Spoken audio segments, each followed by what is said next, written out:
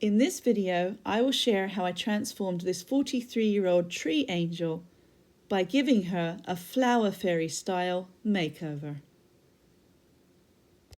I'll take you through the steps as I give this beautiful little doll a new outfit. I started with the wings, measuring the doll and drawing the shape and style of wings I wanted to fit nicely. I didn't have any solid fabric on hand that was the same color as the clothing that I wanted to make. So I decided to utilize my embroidery machine. I cut the wings out of a gold fabric, placed them in the embroidery machine on some stabilizer, and chose this beautiful snowflake design. This allowed me to use the colors that would match the dress and a design that would complement the season, because this is going to be a tree angel. When the sewing was complete, I kept the stabilizer under the wings, cut around them and used it as a padding. Then I backed the wings with white fabric and netting that matches the dress. Due to some lost recording, I had to describe the making of the wings instead of showing you. I hope it's clear enough. All other steps are recorded and presented in this video. So we'll jump in here with making the undergarment. So I took 2 rectangles of fabric, folded the top, and then folded them on diagonal angles, and then sewed that down so that I could wrap this top part around her like this. So these 2 rectangles are just long enough to give her some sort of long underwear and a little bit to cover the top of her body. I'm going to be cutting a slot right here in order to turn this into some shorts. And there will be a little hem on the base of it as well. This is going to be sewn down the side where you saw that I had the pins in it. I'm just going to sew it and secure the one side and then put it back on her to see how it fits. The clothing I'm designing will be strapless, so that's why there is nothing over her shoulders. To strengthen this, I'm going to put a zigzag stitch down the edge and then cut off the excess fabric, giving it more durability for dressing and undressing, and also reducing the bulk of the fabric so the outfit fits nicely and looks great.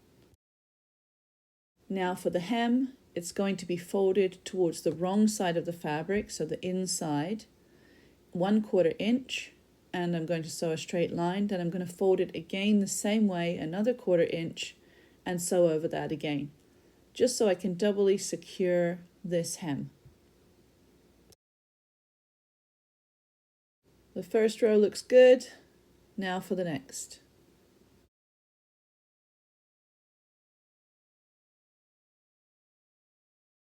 And there's the finished hem. Let's see how it fits again. And I like to keep trying this on so that we can get it just right. So there we go. So now I need to sew the other side of the whole piece so that it can be slipped on. Throughout the process, I'm going to be trying this on her. Obviously, I want to get it just right. So now I can see that there is a little bit of room to play here. I'm going to now divide the bottom part in order to make it into a pair of shorts to slip on. So I'm going to slice this here, right in the center, and I'm only going to cut up about 1 inch and then sew around that. So you'll see here there's a nice amount of space here that we can sew. And there's a bit of flexibility in the outfit too. It's not too tight yet. So we're going to put this on. Before I tighten up the whole outfit, I want to get these shorts just right. Instead of sewing along the cut line like a V, I'm actually sewing it more like 3 sides of a rectangle. So basically up one side, across. You kind of have to ignore the cut in the fabric and just do like a very tiny line across and then go straight back down. By doing this, I'm creating a little bit of flexibility in there for the shape of the doll. So when I put this on now, you can see it fits really well. Now it's time to tighten up the sides of the outfit so that it can fit snug. I'm always trying this on inside out at this point just to make sure that I can get it just right and make adjustments as needed. Now to turn it in the right way and try it on. And some of the bulk on the stitching edge might actually help this to fit snug as well. Now the undergarments are complete. It is time to have fun creating the dress. The beautiful fabrics that are going to be used for this outfit are a combination of this lovely green netting with embroidery and sequins, and some leftover pieces of fabric from a previous project that I did for the same person that wanted this doll to have a new outfit. And that project was making doll dresses out of her wedding dress for her grandchildren. So these lovely little pieces of fabric that are being incorporated just makes this that much more special. Let's get to designing. So far, I've wrapped a little piece of that beautiful green netting over a piece of white netting. And then I've wrapped this around the doll and pinned it. Now I'm taking another piece of white netting and sort of pinning it up to see what length we need it. This is going to make a petticoat. I want something solid at the base because the fabrics for the dress are transparent. Now I'm deciding if I want to do this slightly ruffled or just straight. Time to get carried away with the scraps of fabric and try to envision the finished product. I'm going to place these layers down just so I can see which ones should go where and what effect it might have on the final outfit. I've got a piece of tulle here, and this is really helpful for expanding your fabric so that making the dress sort of poof out more. Here's another piece of lace from that lovely wedding dress, and I'm going to see if I can incorporate this in some way.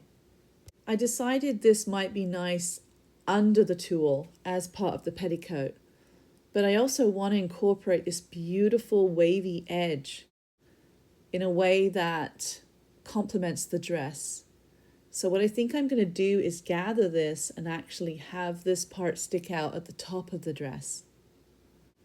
This is a really fun part of the project, the envisioning and designing and coming up with these fun little facets. The tulle will now go on top of this layer, and that will just really help in having the top layer flare out.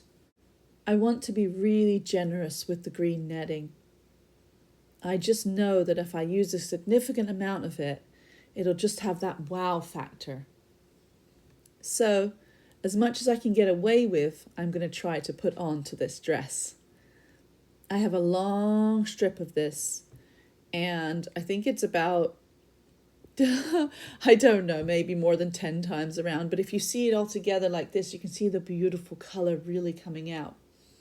So what I'm going to do is gather these layers. So these larger layers, especially the green netting, is going to be gathered and then placed around the waist.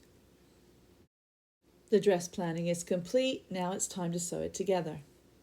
I'm going to start by taking this little piece at the top of the dress and making sure that I shape it right for the doll. I feel like I need to give her a name, so let's call her Daisy.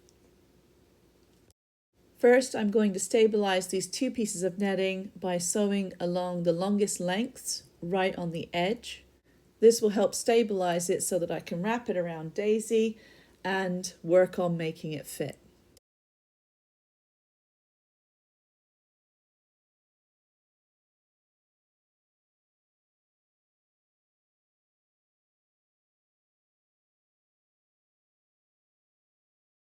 I apologize for the lighting fluctuations in the beginning of the video. It does improve as the video goes on. Now I'm folding this in half, tucking it in diagonally on the side so that it will fold under her arm nicely. And then I'm sewing this inside out on the diagonal.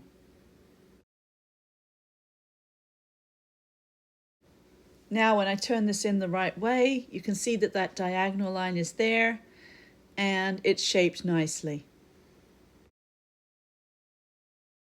Every time another piece is sewn, I'm going to try it on Daisy and see how it fits.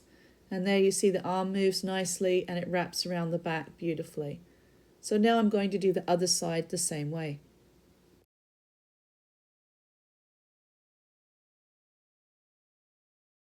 Just turned it in the right way round, tried it on, and I noticed that as nice as it looks, the back of it is a little bit too low for this undergarment.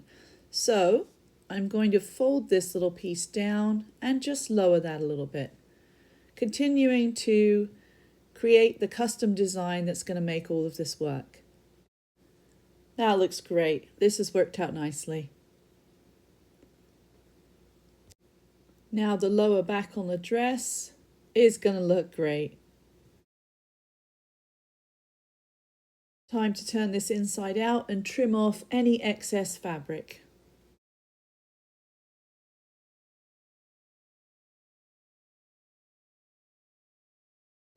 Another fitting, and it's time for the excess fabric on the back to be folded to fit, sewn vertically while the piece is inside out, and the excess to be trimmed off.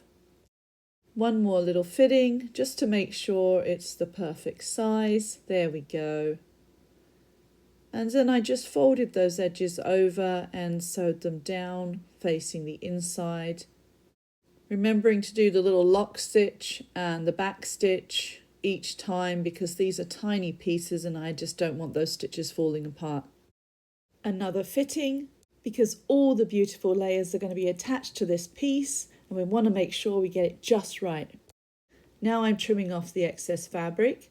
I'm going to sew the sides down, sewing on the outside of the fabric, and then I'm going to sew the base of this top with a straight stitch and a zigzag stitch so that it has lots of stability for attaching all the other parts of the dress to it.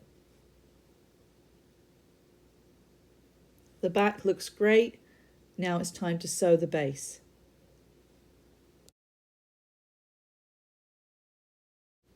This piece is ready. Now it's time to work on all the layers.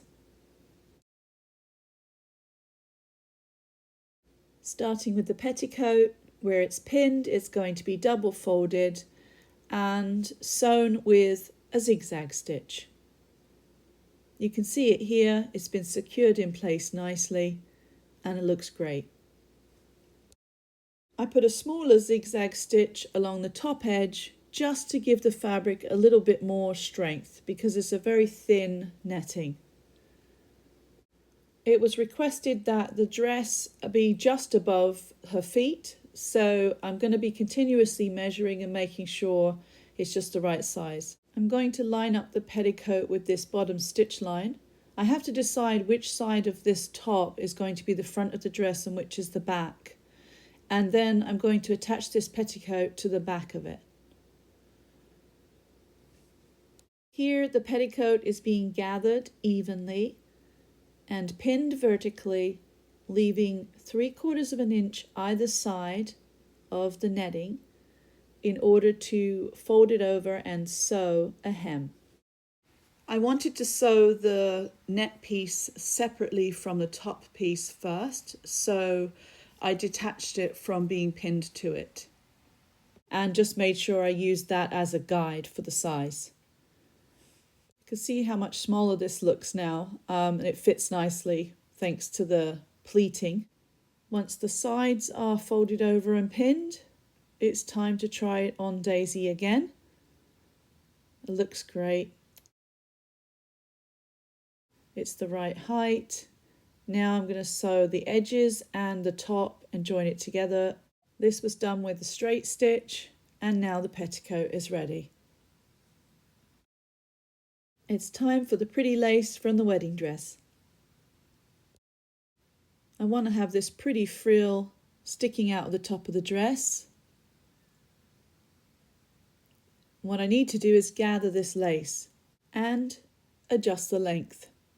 Because this type of netting is almost invisible to the thread on the sewing machine, I'm going to be using a bit of organza ribbon to give some stability to the stitches. This may also give the hem less of a soft edge and help with the flaring effect of the skirt. In order to gather the frill on the top of this skirt as evenly as possible, I'm going to extend the length of the stitch, adjusting the settings on the sewing machine so that I can get the longest length of straight stitch that it has. This will be sewn open without any reverse stitching or locking stitches. Just one straight stitch across the top edge of the fabric. Without snipping the extended threads, I'm now going to start gathering this by pulling gently on one of the threads at the side. So I have to carefully separate the bobbin from the top thread and then pull on one of them. I just can't remember if it's the top thread or the bobbin. Once I try the two threads, I soon know which one will work. There, you can see the effect now. Just make sure you're holding the thread on the other side so it doesn't get pulled all the way through. Once this is gathered to the right size, it can be sewn down to the top.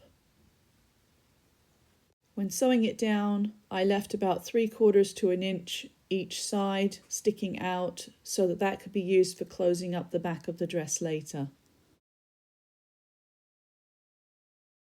The dress looks beautiful just like this, but we have a couple more layers to go. Now it's time for the tulle, and this is going to be overlapped, folded just like this, evenly, and sewn into place just along the same line as the netting. This will be lined up with the netting so that it has the 3/4 to 1 inch piece sticking out of the side for finishing up the skirt later. It takes a little time and care to get this just right, but this tool is really helpful for helping the dress to flare out. All I need to do is run one stitch across here, of course with the locking stitch and a back stitch, and now it looks like this. We have that pretty frill at the top and the petticoat, and now the tulle. This fits nicely, and I have all this extra fabric back here to bring the dress together later. You can see how nicely this layer flares out, and now it's time for the green netting. With this length of fabric, I happily go back to that extended straight stitch on the machine to do the gathering. I've decided to flip this upside down, attach it to the skirt like this, so that there will be more volume and a very neat edge at the top of the dress. For this piece, the hem is going to be a lot easier to do before I gather it. So I'm going to find a nice piece of ribbon that might go with this fabric in my ribbon stash. Nothing quite jumps out to me in this box. Let's see what's in the next one. Ah, perfect. While adding to the beauty of the dress, this ribbon will help stabilize the stitching for the hem, just as the organza did in the wedding dress netting. I've put the same colour thread in the machine at the top and in the bobbin, and now I'm just folding the netting over the ribbon as I sew it. Now you could sew it to one side, then fold it and sew it again, but I'm just sort of wrapping the netting around and under the ribbon as I go and sewing it carefully. Now it's time to measure where to place that line, that straight stitch line, that's going to allow me to gather this full length of the green netting. Okay, the line is in. Now to pull the thread. So here I am separating those two threads and pulling one and starting the gathering process. It's kind of amazing how this really long piece of fabric can become so small that it can fit nicely on this tiny little dress and allow it to flare out beautifully. By sewing this on upside down at first, it's going to give me a little bit more control over the fabric. Also, to stop this from stretching out while I attach it to the dress, I added another piece of netting to the back of this piece. This helps to hold it in place. and it also added another extra pretty layer to the dress. Once again, I went back to the machine for that nice straight stitch so that I could pull together as much of this fabric as possible and squeeze as much of this green netting onto the dress as I can. It's time to pin this down, good side down and upside down to attach the last layer to the dress. Carefully lining up the stitch lines as I go. I'm just pinning down that top frill to make sure that it doesn't get caught up in the stitching of the green netting. All the layers are attached. Now to trim off the excess fabric and try this on Daisy again. I remember feeling like this had turned out just as I imagined, and I couldn't wait to finish it up and add all the accessories. It was great to try it on Daisy and see how it looked on her, and just seeing that, the dress flaring out like that and just looking so beautiful, I just loved it. It's time now to turn the dress inside out, put it back on Daisy, trim off the excess and line up the back so that I can stitch up the back of the dress and have that completed.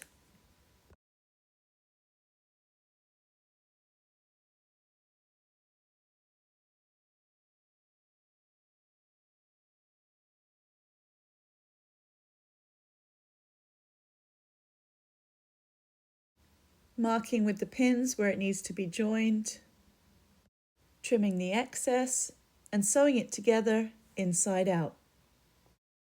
It's time for Daisy to wear her new dress and get her Flower Fairy accessory makeover.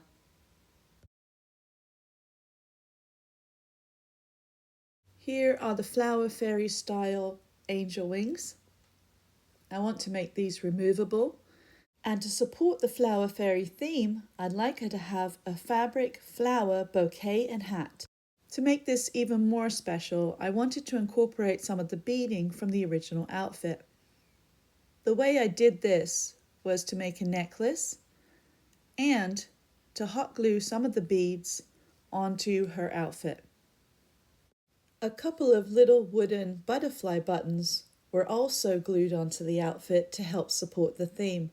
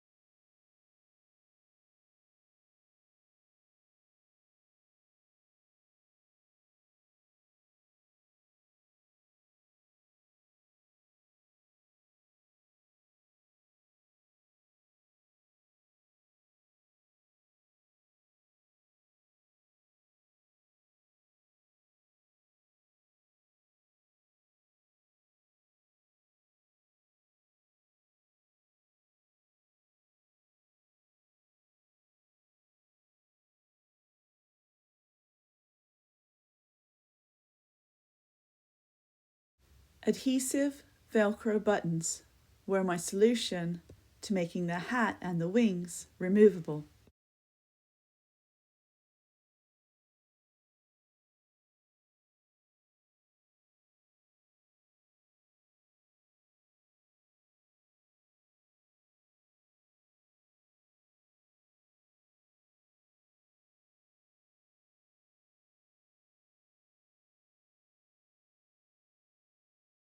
The Velcro tabs are adhesive, but you can secure them with a few stitches if you feel they need it. I think I did this on the wings. This was one of those moments when I knew everything was coming together as it was meant to.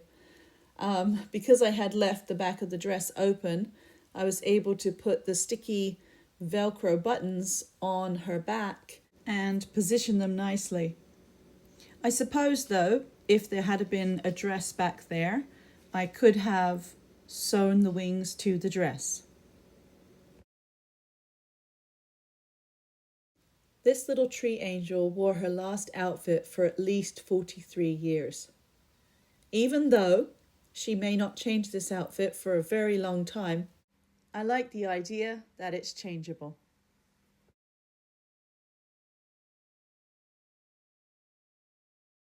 The final touch is adding some of those beads from the previous outfit. Now this unique, one-of-a-kind Flower Fairy tree angel is ready for her place on the tree. I hope you've enjoyed following along and perhaps got a little inspired. For more creative videos, you can check out some of the playlists on Art with Janine Liza on YouTube. Thank you. If you'd like to see this channel grow, please feel free to click subscribe.